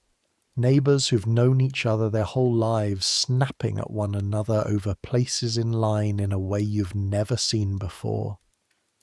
Your mother sends you some mornings before your shift starts, coin clutched tight in your fist, and you stand in that queue yourself twice that April, absorbing the particular tension of a crowd of hungry, frightened, ordinary people trying very hard to remain civil to one another, while the loaf everyone's queuing for gets smaller and dearer by the week. It isn't right, a woman ahead of you in the queue says one morning, to no one in particular, to everyone at once, her voice carrying the flat, exhausted fury of someone who has said the same sentence to herself 100 times already that week. My husband works dawn to dark and we eat worse than we did 5 years back. Someone somewhere is getting fat off this. It isn't right. Nobody in the queue argues with her. Nobody agrees out loud either, not with guards sometimes posted near the busier bakeries now to prevent exactly the kind of trouble a queue like this could turn into. But you watch the words move through the line anyway, nods, murmurs, a shared current of the same grievance running silently from one tired face to the next, and you carry that feeling with you into the palace each morning, through the gilded gates where the visitors still come, still marvel, still watch a king eat his dinner in front of strangers, seemingly unaware that the crowd gathering outside their own front doors back home has started, in the space of a single hard spring, to feel like something closer to a held breath than a queue. Ferron notices it too. You catch him more than once that April standing at the top of the ambassador's staircase, watching the day's crowd file past with an expression you've never seen on his weathered face before. Something between wariness and grief. I've worked this staircase 40 years, he tells you, low near the end of one long uneasy day. I've seen crowds excited. I've seen crowds bored, crowds cold, crowds so hot in summer they'd have trampled each other for a breath of air by the window. I've never, not once in 40 years, seen a crowd look at this palace the way some of them are starting to look at it now. How's that? He's quiet a moment, choosing the word carefully.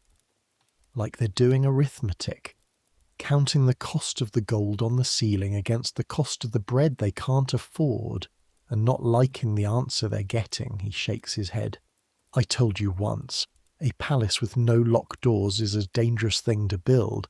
If what's behind these open doors ever stops matching what people need to believe about it, I think we may be about to find out exactly how dangerous.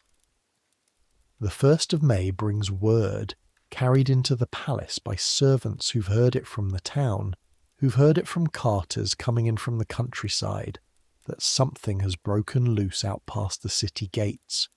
Crowds, real crowds, not tourist crowds but angry ones, have begun attacking grain markets and bakeries in towns to the north and east, seizing sacks of flour, forcing merchants to sell at what the crowd itself decides is a fair price, sometimes simply taking the flour and paying nothing at all.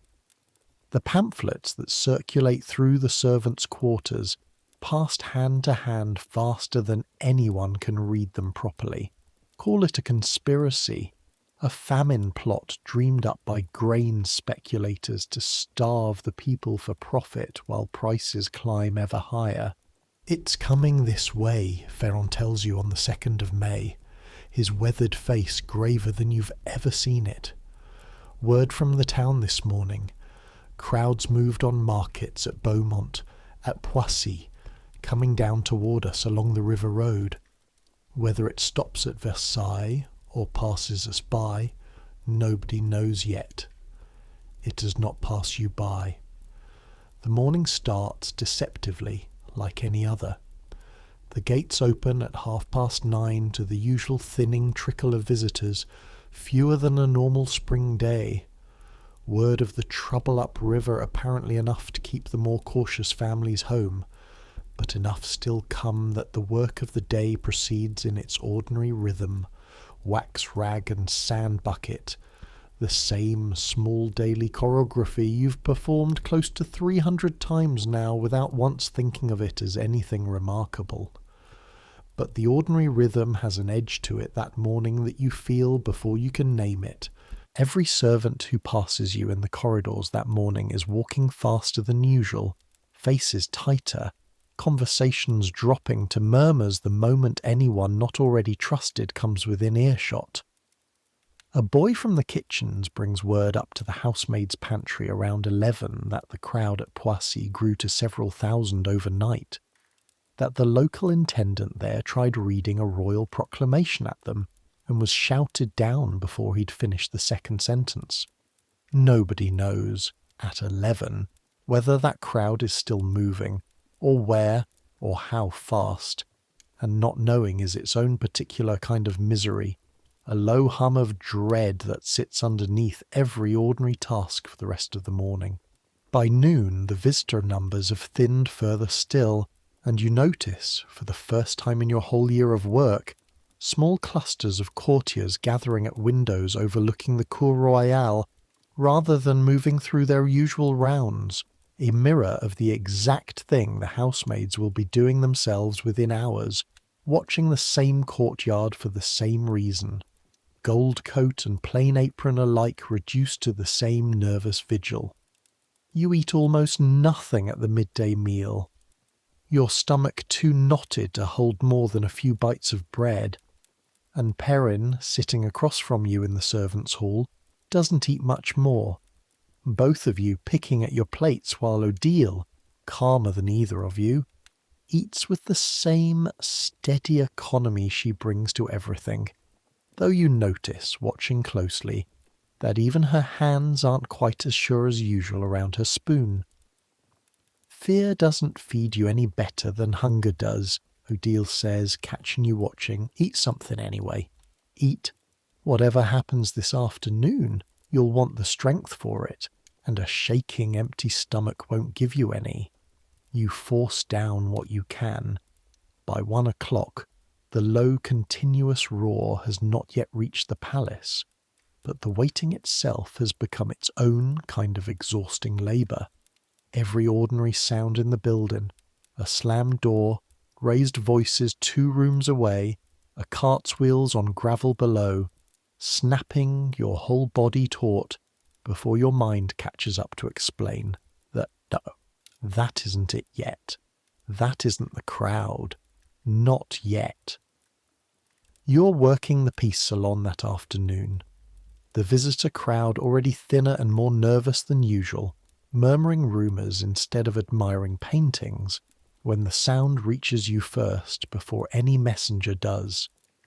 A low, continuous roar from somewhere beyond the palace gates, rising and falling like surf, growing steadily louder through the afternoon, until even the marble walls of the state apartments seem to vibrate faintly with it.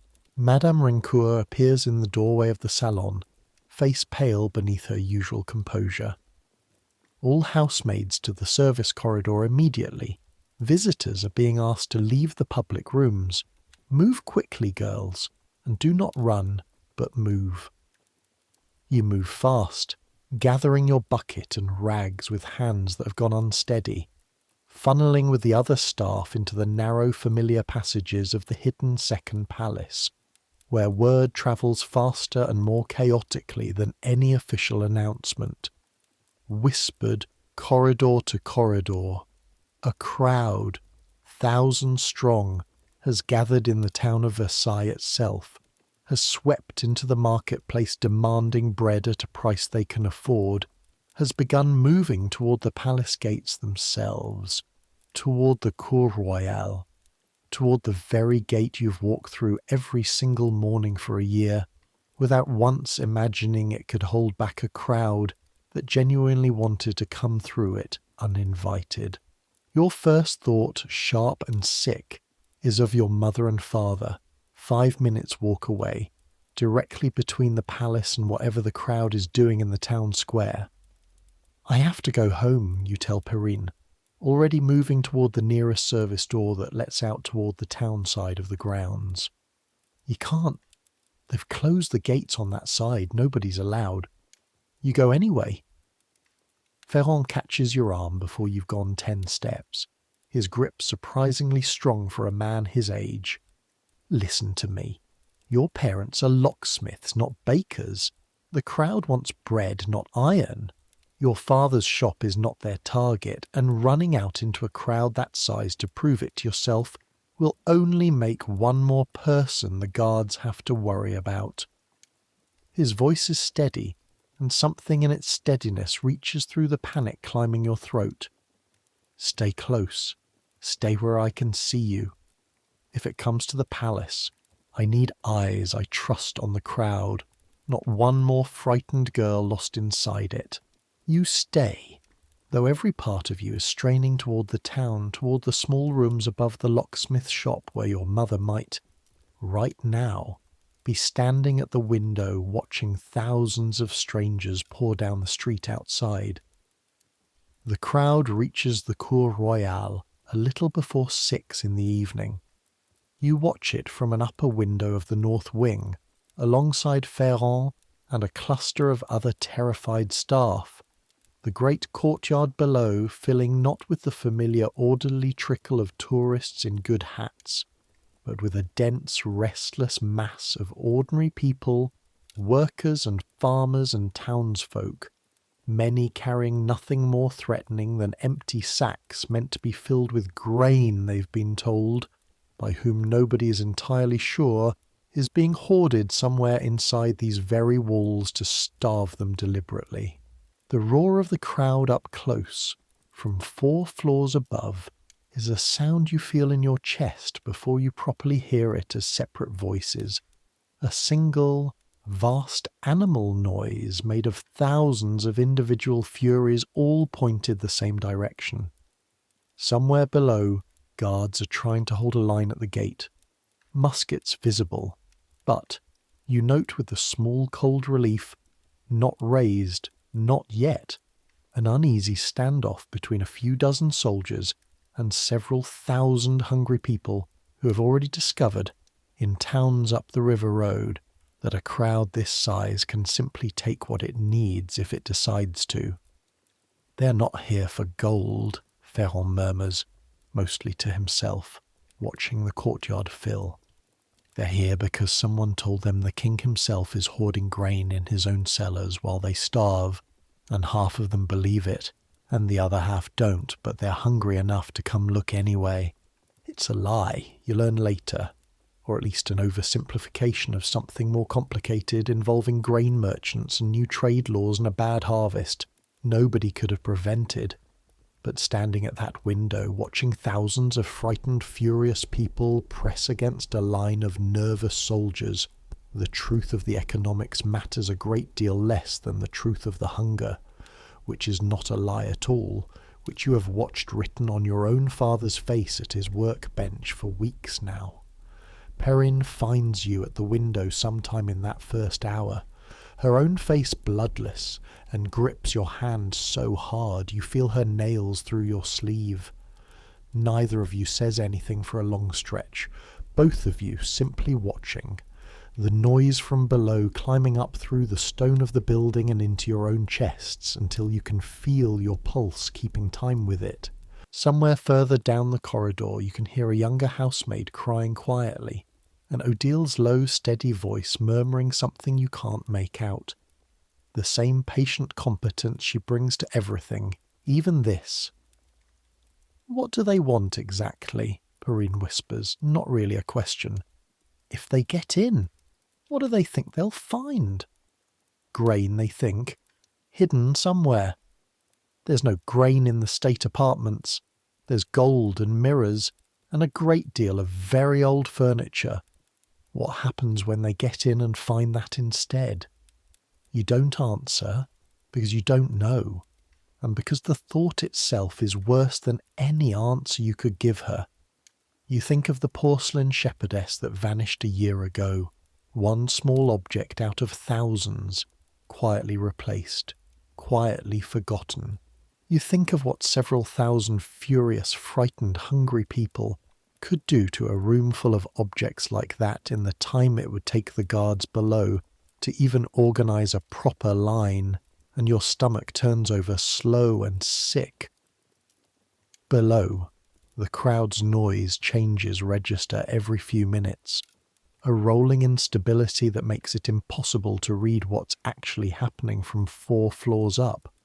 A surge near the gate, shouting, rising sharp and sudden, then falling back as quickly as it rose.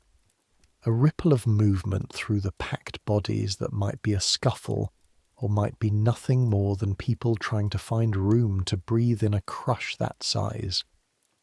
Once, distantly, you hear what might be a single musket fired into the air rather than into the crowd. A warning shot, and the noise below stutters into a moment of terrible silence before rising again, angrier than before. "You haven't opened the gates," Ferrand says, arriving at the window behind you both, breathing hard from the stairs, his weathered face grim in the fading light. Guards are holding the line for now, but there's more of them arriving every quarter hour. Word spreading through every village for 10 miles that something's happening here. And a crowd that size doesn't need the gates open to get in eventually. It needs the gates to stop being strong enough to hold, and gates get weaker the longer a crowd leans on them. You ask him, because you have to ask someone, "What do we do if they get in?" His answer surprises you with its simplicity. "We get every visitor and every servant who isn't needed for the standoff into the service corridors and lock what doors lock, and we let the guards and the king's own household deal with the front of the house, because that's what they're for. You're not a soldier, Margot, and neither am I. Our job tonight is making sure nobody under our care gets trampled by accident, not standing at a window playing at bravery. The doors do not break. That much at least holds. But the standoff stretches on past sunset, torches appearing among the crowd as the light fails, the noise never quite dying though it shifts in character. Less a single roar now, more an uneasy churning murmur punctuated by sudden surges of shouting, whenever word passes through the crowd of some new rumour, some new grievance, some new promise made or broken. And then, close to 8 in the evening, word reaches your window that the king himself has agreed to come out. You don't believe it until you see it. A door opens onto one of the balconies overlooking the courtyard, and the crowd's noise changes instantly. A ragged surge of shouting rising, then falling into something almost like held breath. And there he is, Louis, the man you've watched eat his dinner in front of strangers 100 times, stepping out into the open air above a crowd of several thousand people who have just spent the day proving that the golden walls around him are not, in fact, walls a determined enough crowd couldn't eventually reach through. You cannot hear every word from this distance, but the shape of it travels up through the crowd in waves, repeated and passed backward from those close enough to hear to those who aren't. A promise. Bread prices will come down. The price will be fixed, enforced, guaranteed. He's not hoarding grain against them. He did not know, he claims, how bad the suffering in the countryside had grown, and he is sorry for it, and it will be addressed. The crowd does not cheer exactly. It's not that simple a moment. not the fairy tale ending a pamphlet might print afterward.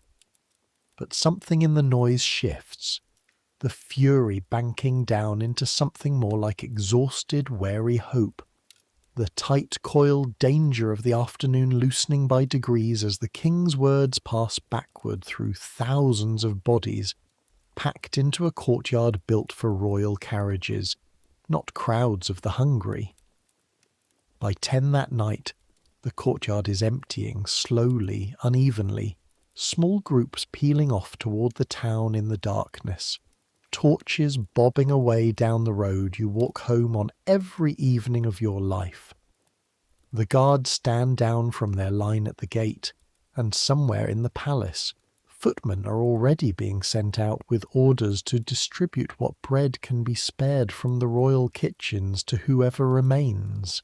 You are given leave, finally near 11, to go check on your family, and you run the whole 5 minutes home through streets still littered with the debris of the day, dropped sacks and trampled hats, and once a child's shoe lying alone in the gutter that makes your stomach turn with the memory of another lost shoe from a year ago that suddenly feels like it belonged to an entirely different, gentler world. Your mother is at the door before you've finished knocking, pulling you inside, checking you over with her hands the way she used to when you were small and had fallen somewhere out of her sight. Your father stands behind her, pale but unhurt, the shop's front shutters still bolted from when the crowd first swept down the street hours ago. "We're fine," your mother says over and over, half to you and half to herself. "We're fine. They didn't want us. They wanted the grain merchant 2 streets over, broke his door but took nothing they didn't need. Just flour. Just what they needed for their own children." I was so afraid, you say, and find, once you've said it, that you're crying. The fear of the whole long day finally letting go now that it has somewhere safe to land. Your father puts a hand on your head, the way he did when you were small enough for it to cover your whole scalp. Everyone was afraid today. It's not a shame. That's just what today was. You go back to the palace before dawn the next morning, because the work doesn't stop, because 700 rooms don't clean themselves whatever happened in the courtyard the night before, and you find the state apartments oddly, eerily normal in the early light. Perrine already there ahead of you with her wax rag, Madame Rincourt issuing the same instructions in the same tired voice as any other morning. "They'll open the gates again at 9:30, she tells the assembled housemaids, and there's something almost defiant in the flatness of her delivery, as though refusing to let last night's terror change the shape of an ordinary Tuesday. "Visitors will come whether we're ready or not. Sweep it again before the crowd, girls. Corner to corner." Your hands shake that first morning, worse than they have all year, and it takes you 3 passes over a single stretch of parquet before you notice the wax rag isn't actually removing anything, that you've simply been moving your arm in the pattern Odile taught you without the strength or attention to make the pattern mean anything. Odile notices too, crouching beside you without a word, taking the rag gently from your hand and finishing the stretch herself while you sit back on your heels and breathe. "It's normal," she says, not unkindly, not stopping her own steady circles. Your hands remember what happened even after your head's decided it's over. Give it a few days. It'll settle. It doesn't settle in a few days, not entirely. You find yourself, for the better part of that week, flinching at sounds that wouldn't have troubled you a month before, a door closing too hard somewhere down the corridor, a sudden burst of laughter from a knot of visitors that your ears, for one disorienting half-second, mistake for the beginning of something worse. You are not alone in this. Perrine startles at the sound of raised voices near the ambassador's staircase 2 days running. badly enough that Ferrand quietly reassigns her to a quieter room for the rest of the week without being asked. Even Madame Rencourt, you notice, has developed a new habit of glancing toward the courtyard windows several times an hour, as though checking, without quite admitting to herself that she's checking, that the crowd below is still the ordinary kind, and the crowd mostly is the ordinary kind. That's the strangest part of the weeks that follow, the way the palace simply absorbs the memory of that night, the way it absorbs everything else, the mud and the theft and the stolen candlesticks, folding it quietly into the vast forgetting machinery Odile had described to you the autumn before. They do come, that morning and every morning after, the same slow tide of hats and walking sticks, pouring through the gates as though nothing at all had happened the day before, as though thousands of hungry people hadn't stood in this exact courtyard the previous evening, demanding bread from the man they'd come today to watch eat his dinner. Some of the visitors you notice over the following weeks ask staff quietly about the disturbance, curious, a little thrilled by proximity to danger they weren't actually present for, treating it already as a story rather than a thing that happened. Most simply don't know it happened at all, arriving from towns far enough away that the news hasn't reached them yet, still coming for the gold and the mirrors and the strange comfort of watching a king look up close, like an ordinary person. You find yourself unexpectedly angry about this, that second week, in a way you don't fully understand until you say it out loud to Ferrand one quiet evening, while sweeping the last of the day's mud from beneath the grand couvert rope. They don't even know, you say. They walk through here every day, marvelling at the gold, and they have no idea that 5 days ago there were people standing right where they're standing now who might have torn this whole room apart with their bare hands if the king hadn't come out onto that balcony. Ferrand considers this, leaning on his broom the way he does when he's about to say something. He's turned over a long while before deciding to say it.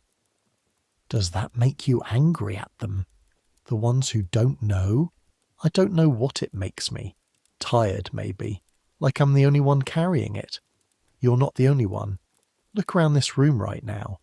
Half the staff working this floor tonight stood at a window 3 nights ago wondering if the doors would hold. We're all carrying it. We just don't talk about it in front of the visitors because what would be the use? They came for gold and mirrors. Most of them will never come back a second time in their whole lives. Let them have the gold and mirrors. It costs us nothing to let them believe the palace is only ever what it looks like on the surface, and it would cost them something real, I think, to learn otherwise before they're ready. You think about that for a long time, that spring, watching the same tide of strangers file through the same golden rooms, most of them entirely unaware of how close the whole gorgeous fantasy had come, 5 nights before, to being pulled apart by the very people it was built to impress. The changes, when they come quietly, through the servants' hall rather than any grand announcement. Word passes down through Madame Rencourt and up from the kitchens that the price of bread in the town has indeed begun to fall, slowly, unevenly, but falling. The king's promise on the balcony apparently backed by real orders sent out to grain merchants and market officials in the days that followed. Your own father comes home one evening in the second week of May with a loaf under his arm that cost 2 sous less than the week before, and sets it on the table with a kind of grim satisfaction that isn't quite relief but is close enough to it. Doesn't fix the harvest, he says, cutting the bread into careful, even portions the way he's taken to doing since the prices climbed. A habit you suspect will outlast the crisis itself. Doesn't fix whatever's wrong with the grain trade that let it get this bad in the first place. But it's something, A man can feed his family on something, even if something isn't everything. Not every household recovers so easily. You learn through Odile, who hears everything eventually, that 2 families in the town lost a father or a grown son to the disturbances further up the river road. Men swept up in the crowds at other towns where the standoffs turned to violence in ways the one at Versailles, by whatever mixture of luck and a king's willingness to step onto a balcony, never quite did. You think of this often in the weeks after, the particular cruelty of an outcome that depended so heavily on chance, on which town the crowd reached first, on whether a nervous young soldier's finger slipped on a trigger or didn't, on whether the man on the balcony that evening happened to be the kind of man willing to come out onto it at all. There are consequences too, quieter ones, that ripple through the palace over the following weeks. Guards are added at several gates that had never had more than a token presence before. The rules about who may rent a sword and enter, for a brief stretch that summer, enforced with slightly more care than the old easy carelessness Ferrand had described to you your very first week, though within a few months even that small tightening relaxes back toward the old open-handed policy. Because the whole point of the palace, the king's own grandfather's whole design, had always been the open doors themselves, and nobody in a position to change that policy seemed willing to be the one who finally closed them. They'll forget this too, given enough years, Ferrand tells you, watching a fresh morning crowd pour through the gates in early June, the disturbance already 6 weeks behind you and fading fast from the daily rhythm of the work. Forget it the way the palace forgets everything. A shepherdess goes missing. They replace her with a near match, and nobody remembers the difference in 5 years' time. A crowd nearly breaks the gates down, and inside a season the gates are standing open just as wide as they ever were, because open doors are the whole performance, and a king who closes his doors after one bad night is a king admitting the performance was always fragile. Is that wise, leaving them open? He's quiet a long moment, watching the crowd. I don't know, girl. I've asked myself that same question every day since the 2nd of May, and I don't have an answer I trust. I only know it's what they've chosen, and it will be you, more than me, who's still working this staircase to find out whether it was wisdom or foolishness 20 years from now. You go back to your work. The sand bucket and the wax rag and the endless careful watch over careless hands at the grand couvert, and something in you has shifted permanently, though nothing about the daily tasks has changed at all. You understand now, in a way you didn't a year ago when you first put on this apron, exactly what Ferrand meant that first week about the danger of showing people everything. You understand that a palace with no locked doors, built to prove a king has nothing to hide, is also a palace that can never fully hide the truth of what's happening 5 minutes away in the town, in the countryside, in every household, doing arithmetic on bread that doesn't come out right. Late that summer, on a quiet evening with the public galleries closed and the last light coming golden low through the tall windows of the Peace Salon, you find yourself alone there for a rare, unhurried moment, waxing the last stretch of floor before the day ends, and you think about the old man from the winter before, the one who'd stopped to look at the painted market woman's chapped hands rather than the gold ceiling above her. There's more truth in it, he'd said. You understand that now in a way you couldn't have a year ago. The truth of this place was never really in the gold at all. It was in the hands that kept the gold clean, in the sand bucket carried before dawn, in the crowd that came one evening not for spectacle but for bread, in a king stepping out onto a balcony because a courtyard full of hungry people had made him, for one evening at least, impossible to ignore.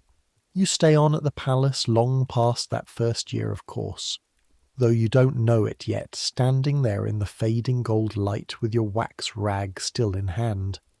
You will still be working the staircase 3 years later, and 5, moving steadily from under housemaid to something closer to what Odile had been to you. A pair of steady hands the newer girls learn to watch and copy without quite knowing they're doing it. There is a girl who comes to you in your 4th year, 13 years old, terrified, hired the same way you were hired, through an aunt who remembered a kindness done a decade before.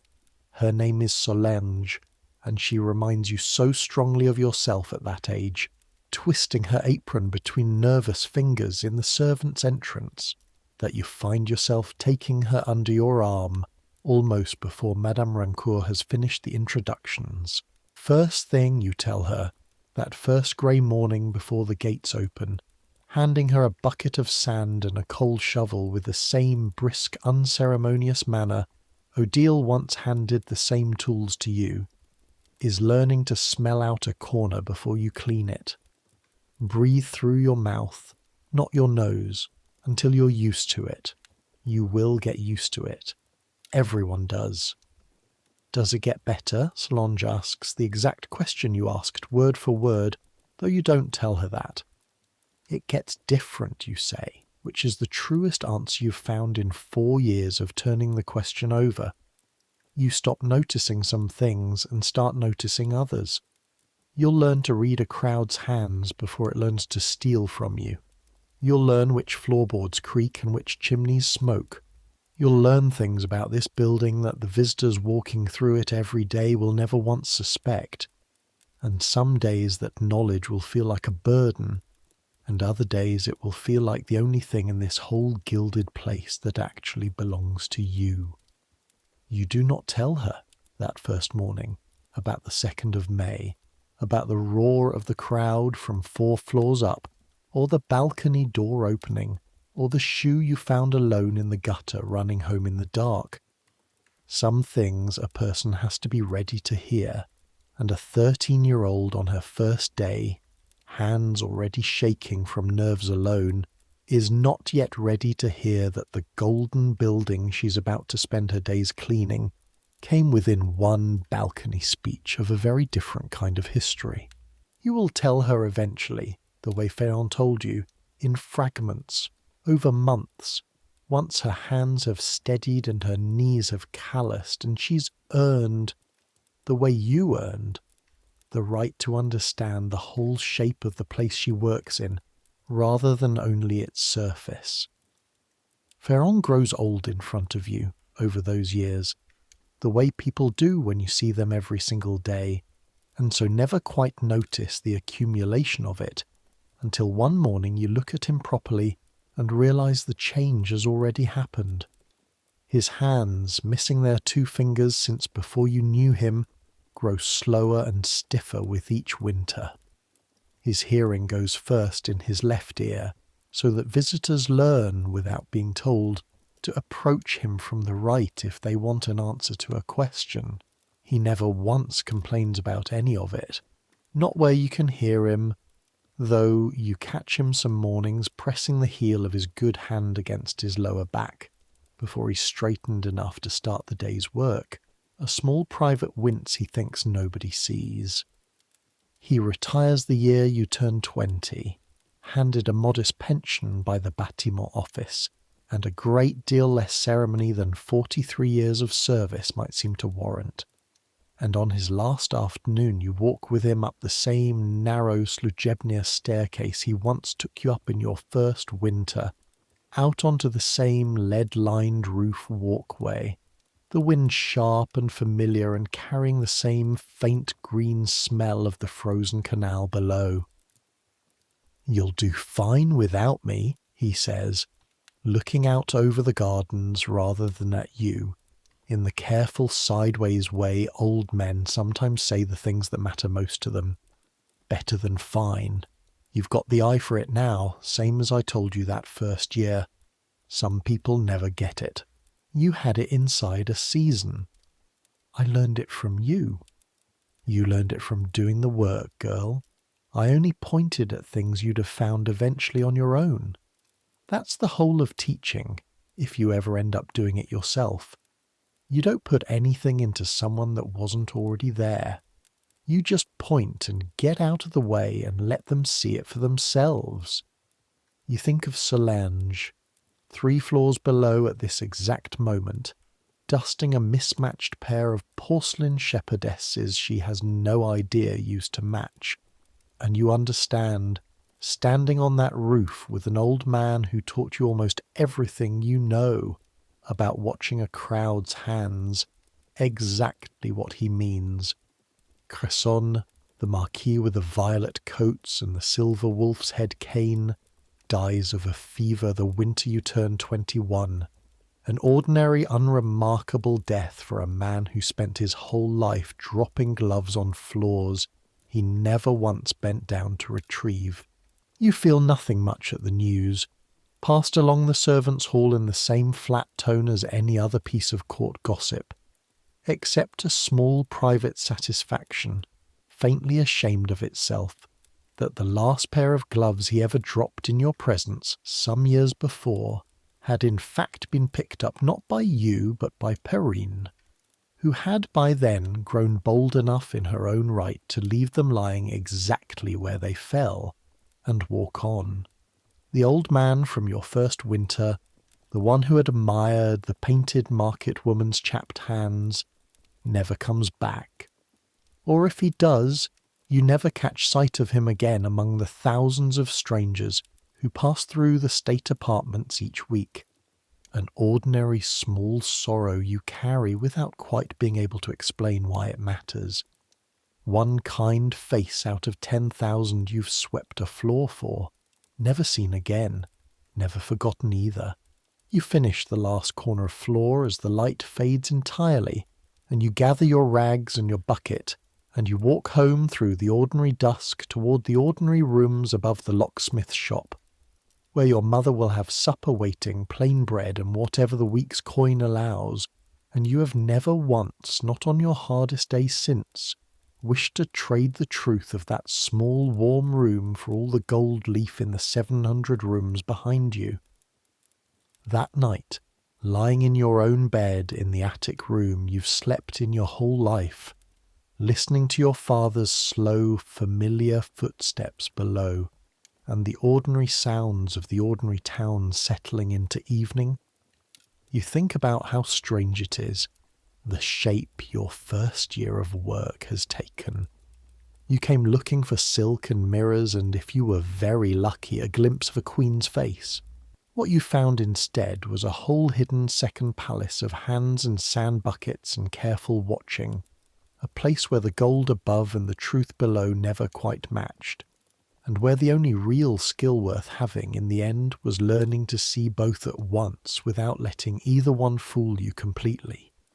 You think of Ferron on the roof, pointing with his 3 remaining fingers first toward the town, then toward the gardens, both of them real, both of them Versailles. You think of the crowd in the courtyard, torches bobbing in the dark and the balcony door opening above them, and a king's voice carrying just far enough to turn a night that could have ended in broken doors into one that ended, instead, in flour handed out from the royal kitchens and a slow, quiet dispersal into the dark streets of the town. You think of your mother's hands checking you over at the door, the same relief in them that you imagine now must live somewhere in every mother's hands in every hungry household across the kingdom. The same fear, the same fierce, simple gladness at a child come home safe. Centuries will pass, though you have no way of knowing that tonight, lying in the dark with your knuckles still faintly aching from a year of cold water and wax. The palace you've spent this year learning by heart will change beyond recognition. The gates that let anyone in with a rented sword will close for good and never open the same way again. The gold will be stripped and restored and stripped again by wars you cannot yet imagine. The crowds that come to see it centuries from now will queue for tickets instead of arriving at dawn on foot from villages 2 days off, and they will never know the smell of the stairwell behind the Peace Salon, or the exact weight of a bucket of sand carried before sunrise, or the particular ache of kneeling on cold marble with a wax rag while the sun comes up for a city that has no idea yet what it's about to become. But some things don't change. The tired satisfaction of a day's honest work finished. The relief of a mother's hands checking a child over at the door. The quiet certainty that gold, however much of it surrounds you, was never actually the point. Your eyes are heavy now. The attic is dark and familiar, and somewhere below your father is banking the fire of night. And somewhere 5 minutes away the palace stands empty and silent under its own gold roof, waiting for another crowd, another dawn, another year of hands that will keep it clean without ever once being thanked for it. Tomorrow there will be visitors again, hats and walking sticks pouring through the gates at 9:30. Tomorrow there will be a shoe lost somewhere between the staircase and the salon, a glove dropped and left for someone smaller to retrieve, a bucket of sand carried before dawn into a corner that should never have needed it. Tomorrow there will be gold catching the morning light exactly the way it always has, and underneath it, unseen by anyone who hasn't earned the right to see it, the same tired, patient hands holding the whole gorgeous performance together. But that's tomorrow. Right now, there's only this: a warm bed, a full stomach, a family safe below, and a year's worth of hard-won knowledge settling quietly into the kind of person you're becoming. Let it come. Let sleep take you the way it takes every tired hand at the end of every long day, whoever they served, whatever they cleaned, whatever they carried up the stairs before the sun rose. Let the noise of the crowd fade. Let the smell of wax and cold water fade. Let your thoughts slow and soften and finally stop. You've earned this rest. Good night.